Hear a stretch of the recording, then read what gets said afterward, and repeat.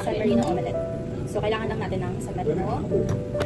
Siyempre, mangkok, tapos tinidor. Then, 2 egg. Paminta, tapos konting asin. Next step natin ay San Marino. Ilagay natin siya.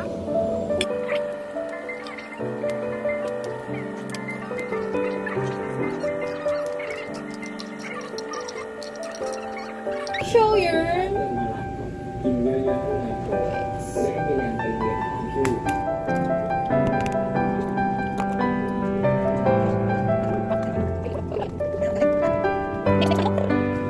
mix lang.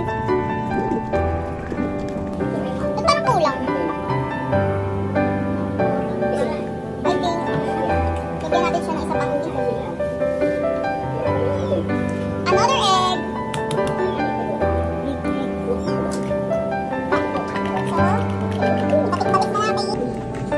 Then, nilagyan natin siya ng konting paminta. Anong konti? Hindi ko lang. Ganyan na siya. Hindi makita. Sige, kayo i-adjust ko.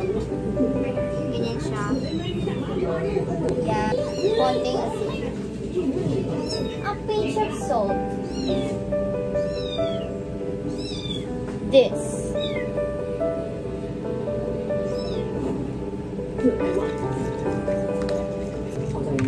So, ganyan siya.